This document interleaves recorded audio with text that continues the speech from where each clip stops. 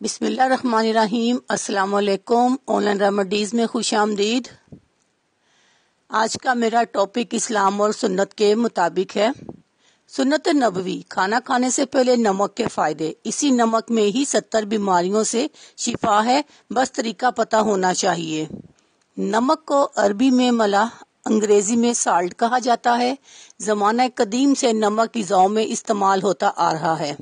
ये बदन के अज़ा की कारकर्दगी के लिए बुनियादी किरदार अदा करता है। जिस्म से नमक कम या ज्यादा हो जाए तो बहुत सी बीमारियों और अमराज जन्म लेते हैं। नमक खाना सुन्नत और बीमारियों से शिफा का जरिया बनता है, मगर आज हर कोई नमक की बुराइयां बयान करता नजर आता है। हालांकि इसमें नमक का कोई कसूर नहीं, बल्कि तर्ज जिंदगी खराब होने से नमक के मुफीद होने का फायदा नहीं उठाया जा रहा।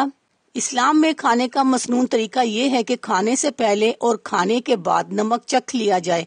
हजरत अली मुर्तजा रिवायत फरमाते हैं कि हजूर नबी करीम सल्लल्लाहु अलैहि वसल्लम ने फरमाया, खाना नमक से शुरू और नमक पर ही खत्म किया करो, क्योंकि इसमें 70 बीमारियों से शिफा है, जिनमें जज़ाम, बर्स, दर्द खल्क, दर्द दंदान और दर्द शिकम शामिल है।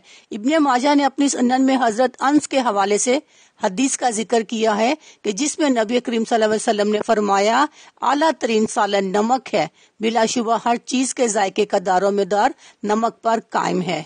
एक और रिवायत के मुताबिक नबी अकरम सल्लल्लाहु अलैहि वसल्लम ने फरमाया, अनकरीब वो दौर आने वाला है जिसमें तुम लोग खाने में नमक की तरह होगे और खाने की इस्लाह नमक के जरिया से ही होती है।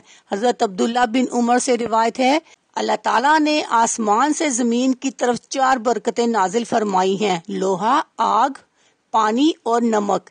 एक रिवायत के मुताबिक रसूल सल्लल्लाहु अलैहि वसल्लम ने बिच्छू के कांटे का इलाज नमक से किया। अपनी दुआओं में मुझे याद रखिएगा। अल्लाह हाफिज और शुक्रिया।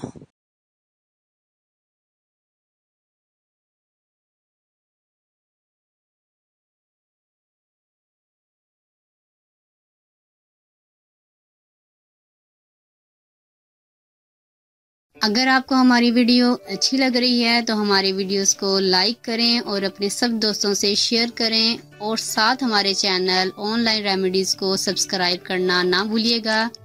मिलती हूँ मैं आपको एक नई वीडियो के साथ, तब तक के लिए अल्लाह हाफिज।